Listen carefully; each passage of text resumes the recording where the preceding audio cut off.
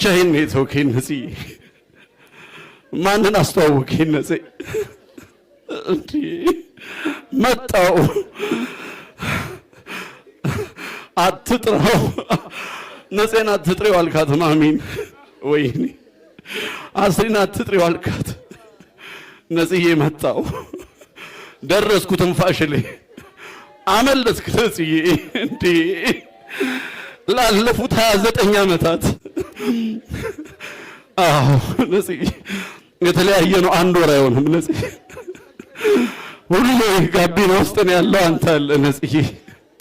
በየቢሮ የምታኮራኝ በገባንበት ቢሮ አኩረት የምታወጣኝ ነጽዬ። አንተን እንደ ቀልድ ነፍስህን ይማር ማለት አልችልም ነጽዬ። ነጽዬ በጣም ጨከኝ ነጽዬ። ወንድሜ ጓደኛዬ ከንጹህ ዘር ጋር ስትጋቡ ነው የነበርኩ ነጽዬ ነው የነበርኩ። ንጹህ ዘርን ለማን ተውክ? መሐሎንን ለማን ተውክ? ሌላን ለማን ተውክ? ግሬስን ለማን ተውክ? ማሚን ለማን ተውክ? እኛን ለማን ተውክ?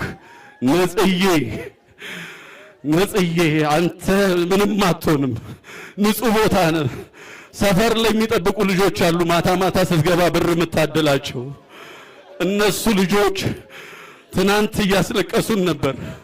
እነሱን ስታጣ በር ላይ አስቀምጠው የምትሄደው ጥለላቸው የምትሄደው ብር ማን ነው የሚጥልላቸው? ነጽዬ ወንድሜ ጓደኛዬ ነጽዬ ሁሉ ነገሬ ያንተን ልብስ ነው የምለብሰው ታውቃለህ። እየተለዋወጥን ነው የምናደርገው ወንድሜ። አልችልም በቃ ኑርልኝ፣ በዛው ከመድኃኒዓለም ጋር ኑርልኝ። በመጨረሻ ወንድሙን እንጠራለን። ወንደሰን ወርቅነህ። ወንደሰን ወርቅነህ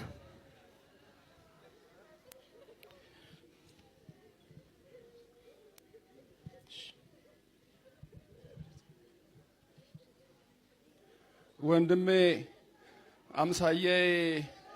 አምሳዬ ወንድሜ ወይኔ ለኔ ያጣሁት መከታዬን ነው ወንድሜ። በፈለኩ ሰዓት ሲቸግረኝ እምደውልለት ወንድሜ እና ያጣሁት እናቴ ናፈቀችኝ አለኝ ወንድሜ።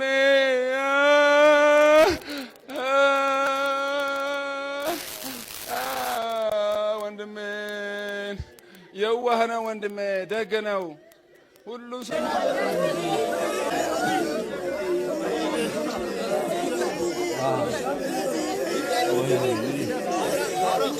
ነጽ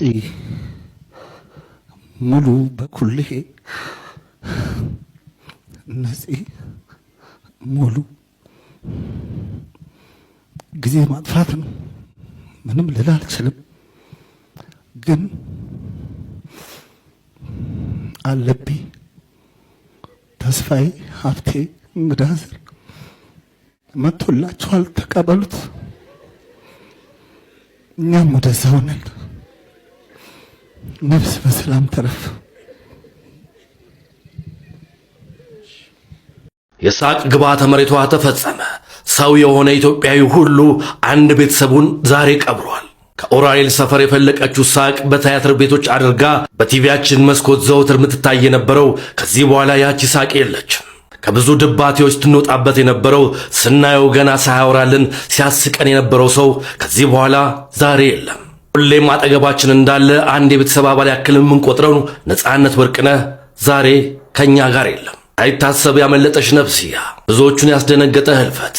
ነገር ግን በየትኛውም ኢትዮጵያዊ ልብ ውስጥ ሳቅ ሲታሰብ እሱ ይታሰባል። የመድረክ ፈርጥ እንደሆነም ብዙዎቻችን እናውቃለን። ፊልሞቹ ያለሱ አይደምቁም። ወዳጆቹ ስለሱ ደግነትና ጨዋታ አዋቂነት ቢናገሩም የሚበቃቸው አይመስልም። ከትላልቅ አገር መሪዎች ጀምሮ የሱን ሐዘን ያውቃሉ፣ እሱን ሳቅ መፍጠርም ያውቃሉ። በሱ ተዝናንተዋል፣ በሱም ተደመው ነበር። ታዲያ ዛሬ የሁላችንም ሳቅ ግብዓተ መሬቱ ተፈጽሟል።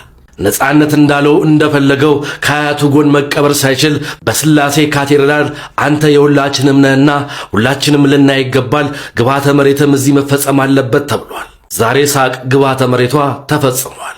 ለወዳጅ ዘመዶቹ መጽናናትን እመኛለሁ። ነፍስን በገነት ፈጣሪ ያኖርልን። ይህ የሚኖር ሕይወት ነው። ሰላም። ነገ መጣለሁኝ፣ ነገ ደውላለሁ፣ ነገ አገኘሃለሁ፣ ነገ አወራሃለሁ፣ ነገ ሄዳለሁኝ፣ ነገ ሰጣሃለሁ፣ ቆይ ነገ ይደርሳል፣ የት ይሄድብናል? ነገ በሚል የተስፋ ቀጠሮ ስንቱን ወዳጅ አጣን፣ ጠፋብን ተቀብሮ። ነገ አንበል፣ ነገ አይደለም እርግጥ የኛ ያልነው ወዳጅ ሊገኝ ስለሚችል ካፈር ከቀብሩ ውስጥ። ነገ የኛ አይደለም ዋስትናም የለንም፣ አሁንን እንኑር በምንችለው አቅም። አሁን ይቅር እንበል፣ አሁን እንታረቅ፣ የኛ ያልነው ወዳጅ በአፈር ሳይደበቅ። ዛሬ እንተጋገዝ፣ ዛሬ እንረዳዳ፣ ቁጭት እንዳይገርፈን አድሮ እንዳንጎዳ። ፍቅርንም መውደድን ዛሬው እንናገር፣ ግድ የለም ይቅርብን ለነገ ማሳደር። ማድረግ ያለብንን ለወዳጅ ቤተሰብ ትንሽም ብትሆን ፈጥነን እናድርገው እያሉን ካጠገብ። እረፍዶ እንዳይተርፈን በጸጸት መንገብገብ፣ ስራቸው ቁጭ ብለን ዛሬ እናዳምጣቸው።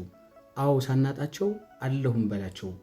ሞት ቀድሞን ሳይመጣ አፈሩ ሳይማስ የበደለን ካለም አሁኑን እንካስ። መልሶ ማይመጣን ኋላ ከመናፈቅ ምነው ያኔ እያሉ በእንባ ከመንፈቅፈቅ ምንድነው አሁን ላይ ከኔ የሚጠበቅ የሚለውን ነገር ለራስ በመጠየቅ ሳናረፍድ በማድረግ ሞትን እንቅደመው። በቃ ራሱ ጉዳይ ነገ። ታውቃላችሁ ከአሁን ወጥቶ ማስተባበያ ይሰጣል ላይክ በህይወት አለው ይላል ብዬ ነው ስጠብቀኝ። በቃ ማመን የሚከብዳችሁ ሰው አለ አይደለ? በቃ ያልፋል ይሄዳል ወይም ይሞታል ድንገት እናጣዋለን ብላችሁ ማትቀበሉት። ይሄን ድንጋጤ ስኖረው የሁለተኛ ነው። መጀመሪያ ታሪኩ ባባ ያኔ የሞተ ጊዜ ለፊልሙ ኢንዱስትሪ ያበረከተው ተጽዕኖ እንዳለ ሆኖ ሳለ እንደ ህዝብ ደግሞ ውስጣችን ላይ ስቲል ነው በቃ ያለ ያክል እስኪሰማኝ ድረስ ፊልሞችን ሳይው በጣም ፊልም ማድረገው በጣም የምወደው አርቲስት ነበርና አሁን የናጺም ከዚህ ቀደምም ደግሞ ስለተወራ ሞተ ተብሎ ወጥቶ ደህና ነኝ አታሟርቱ አይነት ነገር ስላለ እሱን የጠበቅኩት። በህይወታችሁ ውስጥ ድጋሜ ሌላቸው ሰዎች ታውቃላችሁ? ስለ እውነት ነፃነት ወርቅነህ ማለት እንደዚህ አይነት ሰው ነው። በቃ የኢትዮጵያን የፊልም ኢንዱስትሪ እኔ ምን አለፋችሁ አማርኛ ፊልም እሱ ከሌለበት ወይ ባባ ከሌለበት እኔ ብዙም በቃ አትራክት አድርጎኝ የማየው ነገር የለም። በጣም አሳዛኝ ዜና ነው። እንደ ህዝብ ሁሌም በልባችን የሚኖር አርቲስት ነው። ለወዳጅ ዘመዶቹ እንዲሁም ለመላው ኢትዮጵያ ህዝብ ነፃነት እመኛለሁ። የሰራ በነገራችን ላይ ነፃነት ወርቅነህ ትላንት የቤተሰብ ጨዋታን መጥቶ ቀርጿል። ትላንትና ትላንት ቀርጿል። ዛሬ ራሱ ጠዋት ለባብሶ ለስራ ወደ ስራ ለመሄድ ሲያስብ ነው እንግዲህ ይሄ ድንገተኛ ህልፈት የተከሰተውና በጣም አስደንጋጭ ቀን ነው። እኔ ምን እንደምል አላቅም። በጣም ነው ያዘንኩት። ያው መረጃ መስጠት ስላለብኝ እዛው ለቅሶ ቤት ሆኜ ነው የደወልከውና ቀብሩ መቼ ሆነ ሰይፉ? ቀብሩ የፊታችን እሁድ ነው። ቅድስት ሥላሴ ካቴድራል ነው።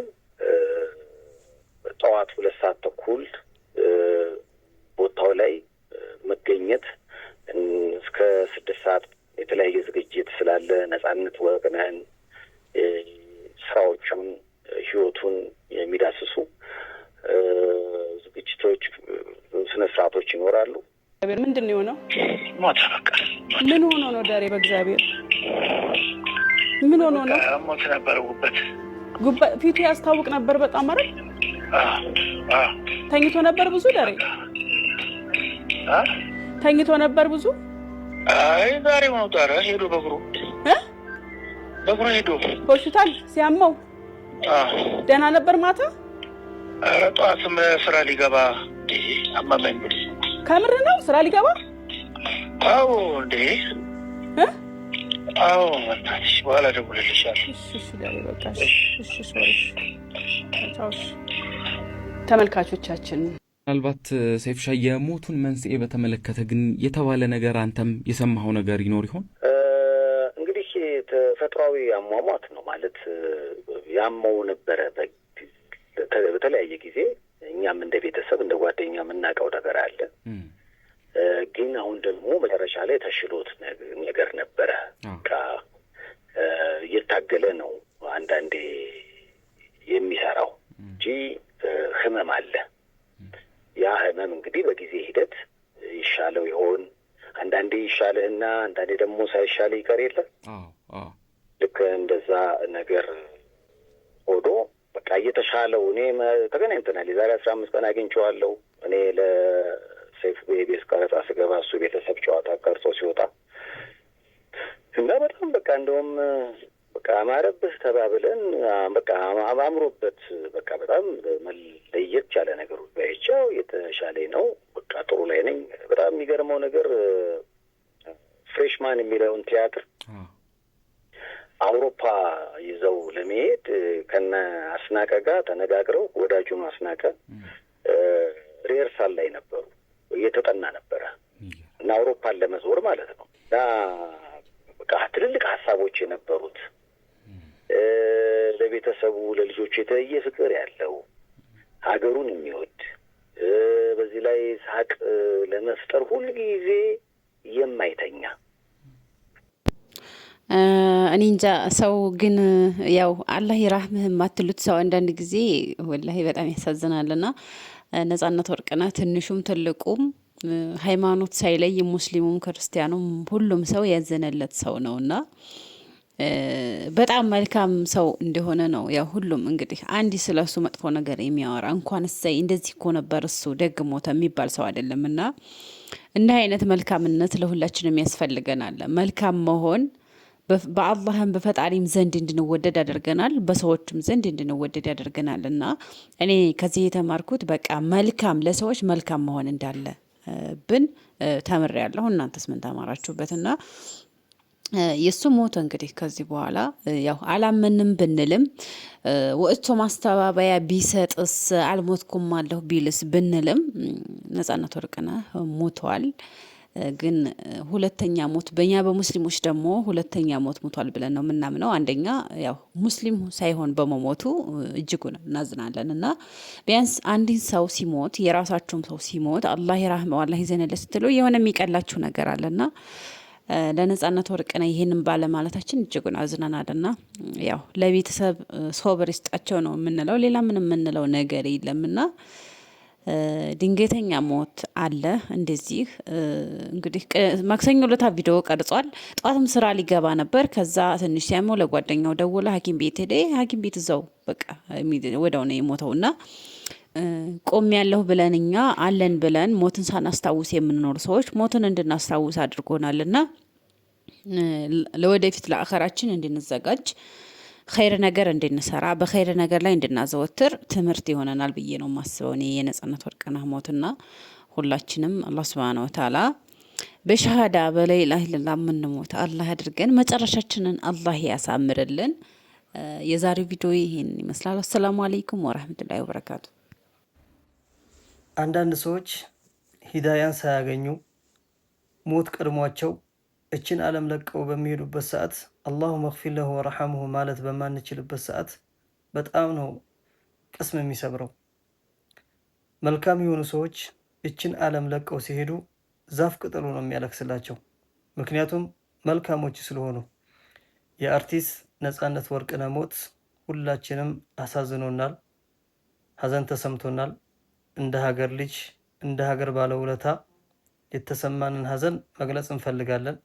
ለቤተሰቦቹም እንዲጽናኑ እንመኛለን። ከዛ ውጭ የምንለው ነገር የለም። አንዳንድ ሙስሊሞች እያየኋችሁ ነው። አላሁመ እግፊር ለሁ ወርሐምሁ የምንልበት ምንም አይነት ምክንያት የለንም። ጥንቃቄ ያስፈልጋል። ይኸው ነው ገበያው።